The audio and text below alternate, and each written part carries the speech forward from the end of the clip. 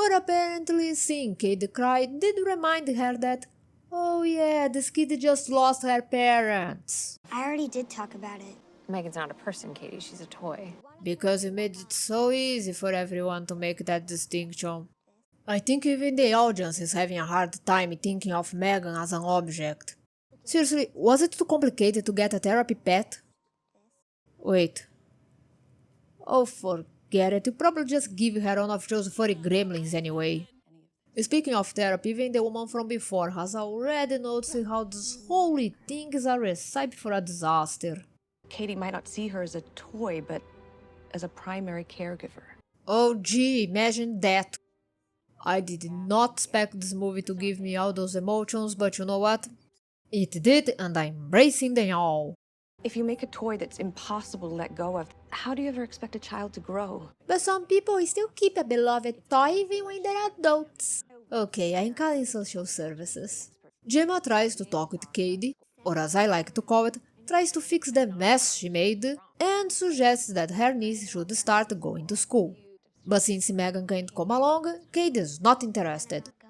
Gemma insists, which, in Megan's book, counts as another point against her. Megan, turn off. Are you sure? I think she's crazy. Gemma still tries to take Katie to spend a day with the school, using a phrase hated by almost every person in the world when someone is trying to force them to do something they don't want to do. You're gonna have fun once you get into it. They end up letting Megan stay at the table meant for the kids' toys. Gemma, since your work is so important to you, mind reminding me of what that chairman said again? No leaks. We need to launch this before anyone can steal it. She's actually a working prototype, so I shouldn't even have her out in public. Because no one would ever know it's a creepy child-sized doll. Well, the children are too busy searching for chestnuts, so I guess Megan is okay for now. As for Katie, she's paired with a boy named Brandon. Oh, I'm sure he's a lovely... Remember when I suggested a therapy pet for Katie?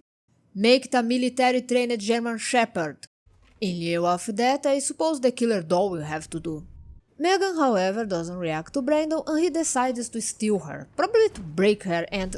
You don't want to play, huh? I think there are other so-called schools better suited for a child like Brandon. Other than that, may I suggest a lobotomy? Bad boys grow up to be bad men. Look, between a little sociopath and a killer doll, I'm siding with the killer doll. Go for it, Megan, you have my support. This is the part where you run. Fun fact, I think the reason why Megan runs on all fours, you know, besides that it makes her look like a blonde Samara, is that robotic scientists are still having problems making humanoid robots run. Just a little trivia. Meh, on monsterless in the world. Gemma comforts Kate about what happened, assuring her that Brandon is in a better place. Megan, however, has her own opinions about the matter. If heaven exists, it wouldn't be for boys like Brandon, no. Why are you looking at me? I'm Catholic and I think she has a point. Seeing the neighbor lady that called the cops on Gemma because of her missing dog, Megan realizes she has time for another kill before bedtime.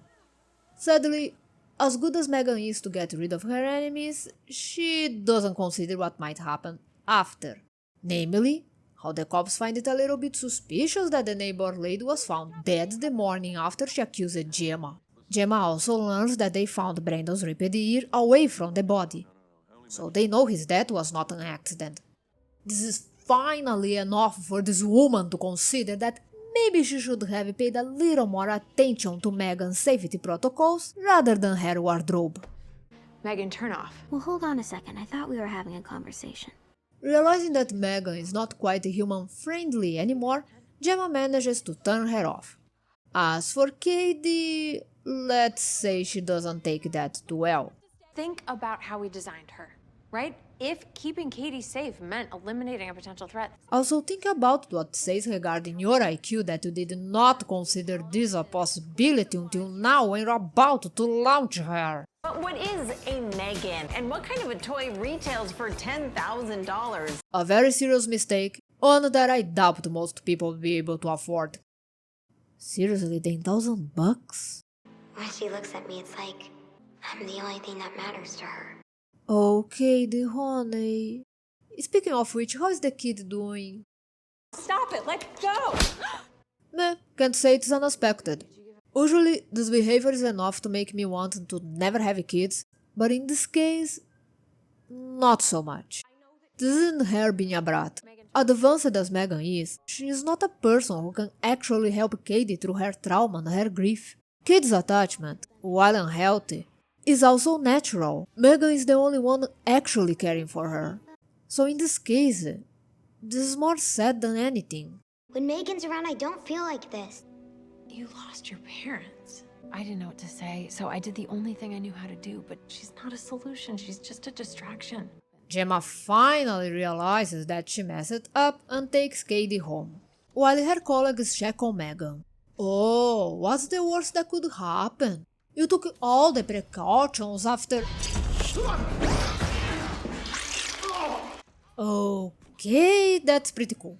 She leaves, like a boss I might add, crossing paths with the actual boss. And now for the clip that went viral.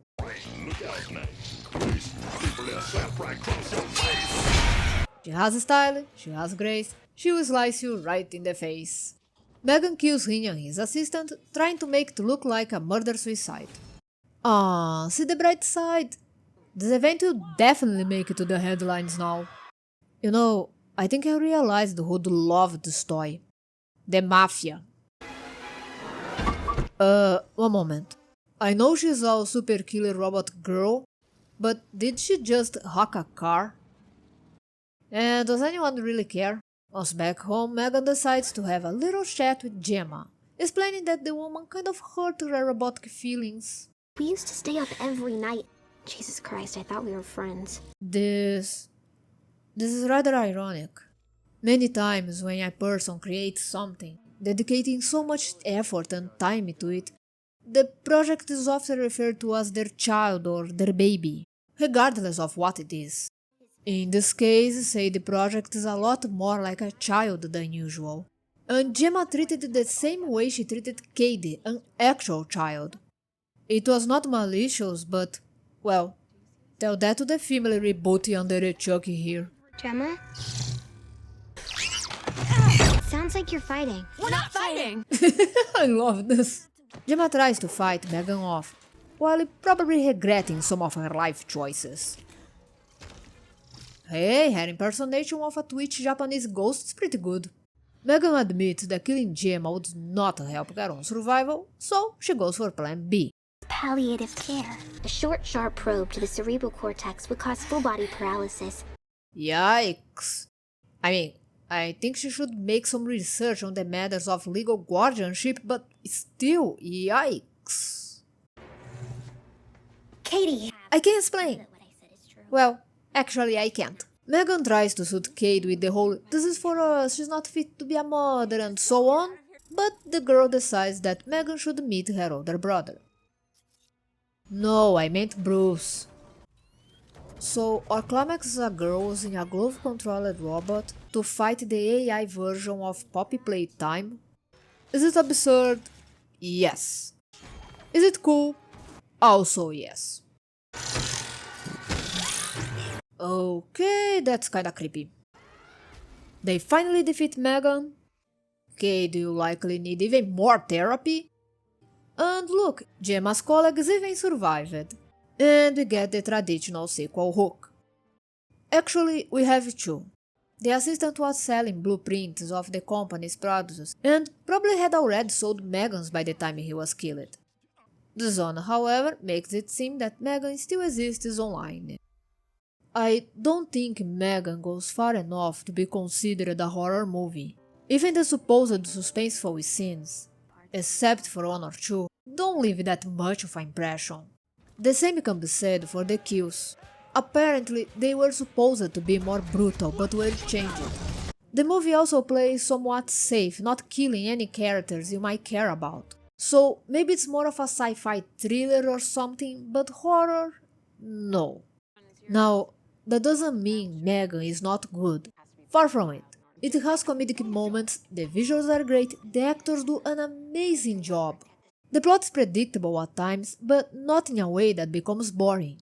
And while the social commentary can get a bit in your face, considering some of the things we see in the world nowadays, it's a matter of some envies needed to be dropped. Hell, part of this theme can be applied to relationships in general. If you have a perfect someone, one that you never argue, that you always have time for you, and you won't have to do anything to maintain this relationship, well, where does it end? However, even when it's dealing with rather important questions, the movie doesn't take itself too seriously, nor does it hammer the message into your head as if you were an idiot. Maybe I read too much into some parts, but hey, that's what I do. Thanks so much for watching. See you the next time. Stay safe.